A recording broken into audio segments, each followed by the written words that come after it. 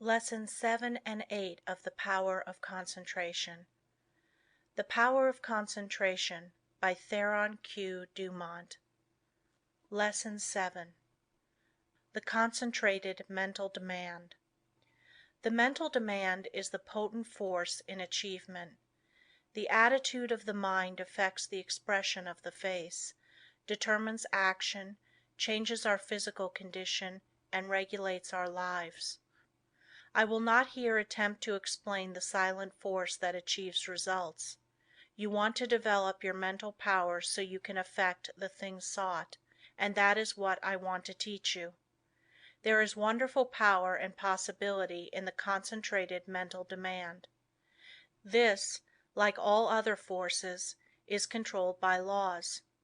It can, like other forces, be wonderfully increased by consecutive, systematized effort. The mental demand must be directed by every power of the mind, and every possible element should be used to make the demand materialize. You can so intently desire a thing that you can exclude all distracting thoughts. When you practice this singleness of concentration until you attain the end sought, you have developed a will capable of accomplishing whatever you wish. As long as you can only do the ordinary things, you will be counted in the mass of mediocrity. But just as quick as you surpass others by even comparatively small measure, you are classed as one of life's successes. So if you wish to emerge into prominence, you must accomplish something more than the ordinary man or woman.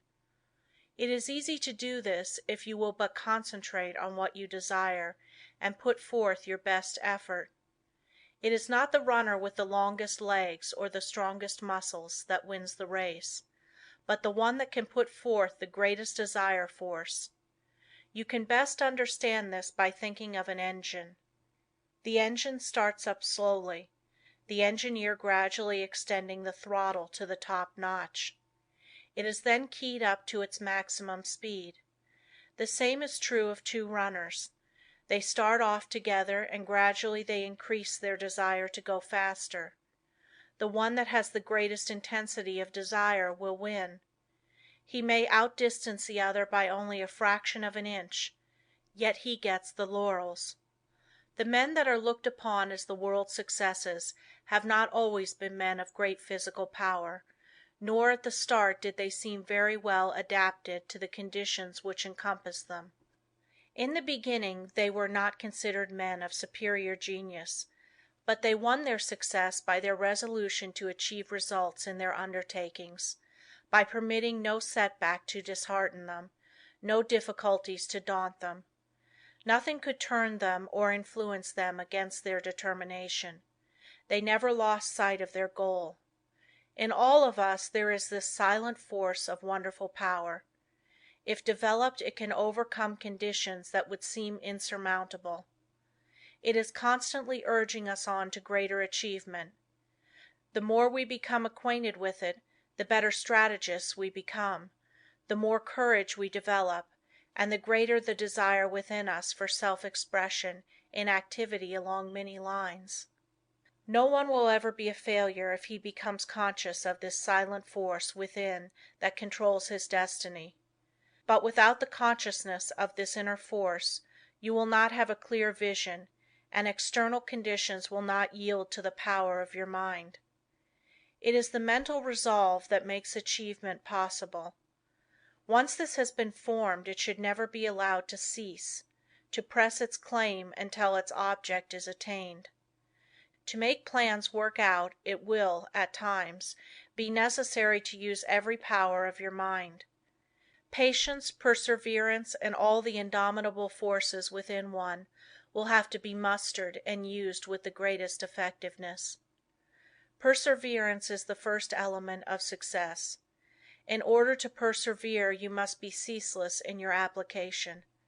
It requires you to concentrate your thoughts upon your undertaking and bring every energy to bear upon keeping them focused upon it until you have accomplished your aim. To quit short of this is to weaken all future efforts. The mental demand seems an unreal power because it is intangible, but it is the mightiest power in the world. It is a power that is free for you to use.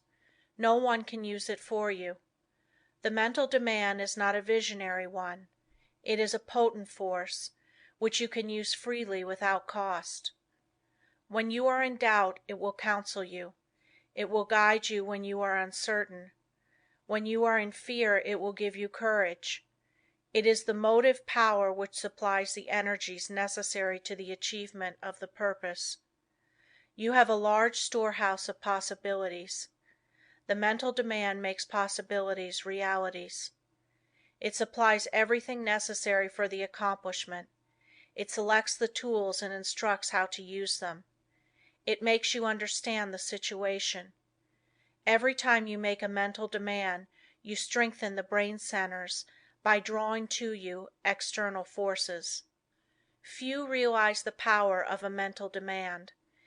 It is possible to make your demand so strong that you can impart what you have to say to another without speaking to him.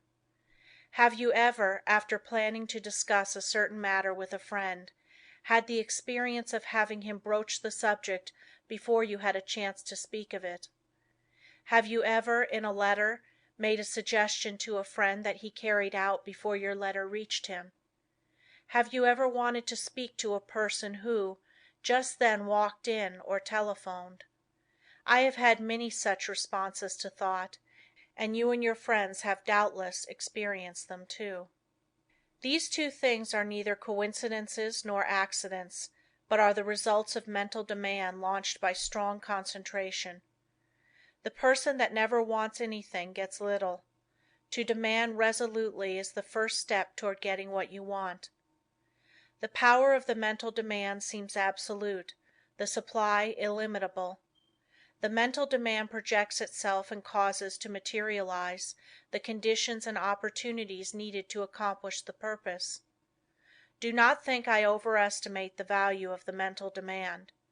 It brings the fuller life if used for only righteous purposes. Once the mental demand is made, however, never let it falter. If you do, the current that connects you with your desire is broken. Take all the necessary time to build a firm foundation, so that there need not be even an element of doubt to creep in. Just the moment you entertain doubt you lose some of the demand force, and force once lost is hard to regain. So whenever you make a mental demand, hold steadfastly to it until your need is supplied. I want to repeat again that power of mental demand is not a visionary one. It is concentrated power only, and can be used by you. It is not supernatural power, but requires a development of the brain centers.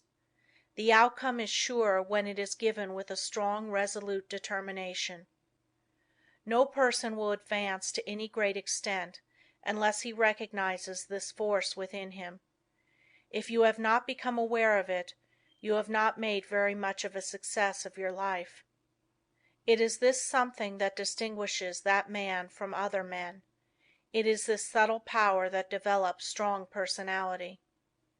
If you want a great deal, you must demand a great deal. Once you make your demand, anticipate its fulfillment. It depends upon us. We are rewarded according to our efforts. The power of mental demand can bring us what we want. We become what we determine to be. We control our destiny. Get the right mental attitude, then in accordance with your ability, you can gain success.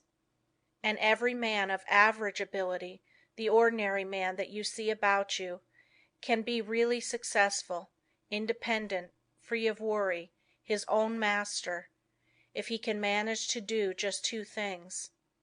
First, remain forever dissatisfied with what he is doing and what he has accomplished. Second, develop in his mind a belief that the word impossible was not intended for him. Build up in his mind the confidence that enables the mind to use its power. Many, especially the older men, will ask, "How can I build up that self-confidence in my brain? How can I, after months and years of discouragement, of dull plodding, suddenly conceive and carry out a plan for doing something that will make life worth while and change the monotonous routine. How can a man get out of a rut after he has been in it for years and has settled down to the slow jog trot that leads to the grave? The answer is the thing can be done, and millions have done it. One of the names most honored among the great men of France is that of Littre, who wrote and compiled the great French dictionary, a monument of learning. He is the man whose place among the 40 immortals of France was taken by the great Pasteur when the latter was elected to the Academy. Littre began the work that makes him famous when he was more than 60 years old. Lesson 8. Concentration gives mental poise. You will find that the man that concentrates is well poised, whereas the man that allows his mind to wander is easily upset. When in this state wisdom does not pass from the subconscious storehouse into the consciousness. There must be mental quiet before the two consciousnesses can work in harmony.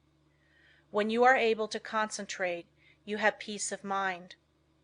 If you are in the habit of losing your poise, form the habit of reading literature that has a quieting power. Just the second you feel your poise slipping, say, "Peace," and then hold this thought in mind, and you will never lose your self-control. There cannot be perfect concentration until there is peace of mind. So keep thinking peace, acting peace, until you are at peace with all the world. For when once you have reached this state, there will be no trouble to concentrate on anything you wish. When you have peace of mind, you are not timid or anxious or fearful or rigid, and you will not allow any disturbing thought to influence you. You cast aside all fears and think of yourself as a spark of the Divine Being, as a manifestation of the one universal principle that fills all space and time. Think of yourself thus as a child of the Infinite, possessing infinite possibilities. Write on a piece of paper, "I have the power to do and to be whatever I wish to do and be." Keep this mentally before you, and you will find the thought will be of great help to you. The mistake of concentrating on your business while away. In order to be successful today, you must concentrate, but don't become a slave to concentration and carry your business cares home. Just as sure as you do, you will be burning the life forces at both ends, and the fire will go out much sooner than was intended. Many men become so absorbed in their business that when they go to church they do not hear the preacher because their minds are on their business. If they go to the theater they do not enjoy it because their business is on their minds. When they go to bed they think about business instead of sleep, and wonder why they don't sleep. This is the wrong kind of concentration and is dangerous. It is involuntary. When you are unable to get anything out of your mind it becomes unwholesome, as any thought held continuously causes weariness of the flesh. It is a big mistake to let a thought rule you instead of ruling it. He who does not rule himself is not a success. If you cannot control your concentration, your health will suffer. So never become so absorbed with anything that you cannot lay it aside and take up another. This is self-control. Concentration is paying attention to a chosen thought. Everything that passes before the eye makes an impression on the subconscious mind, but unless you pay attention to some certain thing, you will not remember what you saw. For instance, if you walk down a busy street without seeing anything that attracted your particular attention, you could not recall anything you saw. So you see only what attracts your attention. If you work, you only see and remember what you think about. When you concentrate on something, it absorbs your whole thought. Self-study valuable. Everyone has some habits that can be overcome by concentration. We will say, for instance, you are in the habit of complaining or finding fault with yourself or others, or imagining that you do not possess the ability of others, or feeling that you are not as good as someone else, or that you cannot rely on yourself, or harboring any similar thoughts or thoughts of weakness. These should be cast aside and instead thoughts of strength should be put in their place. Just remember every time you think of yourself as being weak, in some way you are making yourself so by thinking you are. Our mental conditions make us what we are. Just watch yourself and see how much time you waste in worrying, fretting and complaining. The more of it you do, the worse off you are. Just the minute you are aware of thinking a negative thought, immediately change to a positive one. If you start to think of failure, change to thinking of success. You have the germ of success within you. Care for it the same as the setting hen broods over the eggs, and you can make it a reality. You can make those that you come in contact with feel as you do, because you radiate vibrations of the way you feel, and your vibrations are felt by others.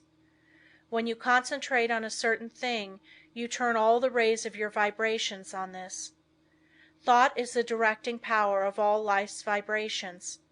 If a person should enter a room with a lot of people and feel as if he were a person of no consequence, no one would know he was there unless they saw him, and even if they did, they would not remember seeing him, because they were not attracted towards him. But let him enter the room feeling he was magnetic and concentrating on this thought, others would feel his vibration. So remember the way you feel, you can make others feel. This is the law. Make yourself a concentrated dynamo from which your thoughts vibrate to others. Then you are a power in the world. Cultivate the art of feeling, for as I said before, you can only make others feel what you feel. If you will study all of the great characters of history, you will find that they were enthusiastic. First they were enthusiastic themselves, and then they could arouse others' enthusiasm. It is latent in everyone. It is a wonderful force when once aroused. All public men to be a success have to possess it. Cultivate it by concentration. Set aside some hour of the day wherein to hold rapt converse with the soul. Meditate with sincere desire and contrite heart, and you will be able to accomplish that which you have meditated on. This is the keynote of success. Think, speak and act just as you wish to be, and you will be that which you wish to be. You are just what you think you are, and not what you may appear to be. You may fool others, but not yourself. You may control your life and actions just as you can control your hands. If you want to raise your hand, you must first think of raising it. If you want to control your life, you must first control your thinking. Easy to do, is it not? Yes, it is, if you will but concentrate on what you think about. For he only can that says he will. How can we secure concentration? To this question, the first and last answer must be, by interest and strong motive. The stronger the motive, the greater the concentration. Eustace Miller, M.D. The successful lives are the concentrated lives. The utterly helpless multitude that sooner or later have to be cared for by charity are those that were never able to concentrate, and who have become the victims of negative ideas. Train yourself so you will be able to concentrate your thought and develop your brain power and increase your mental energy, or you can be a slacker, a drifter, a quitter, or a sleeper. It all depends on how you concentrate or centralize your thoughts. Your thinking then becomes a fixed power, and you do not waste time thinking about something that would not be good for you. You pick out the thoughts that will be the means of bringing you what you desire, and they become a material reality. Whatever we create in the thought world will someday materialize. That is the law. Don't forget this. In the old days men drifted without concentration, but this is a day of efficiency, and therefore all our efforts must be concentrated if we are to win any success worth the name. Why people often do not get what they concentrate on. Because they sit down in hopeless despair and expect it to come to them. But if they will just reach out for it, with their biggest effort, they will find it is within their reach. No one limits us but ourselves. We are what we are today as the result of internal conditions. We can control the external conditions. They are subject to our will. Through our concentration we can attract what we want, because we become in rapport with the universal forces from which we can get what we want. You have watched races, no doubt. They all line up together. Each has his mind set on getting to the goal before the others. This is one kind of concentration.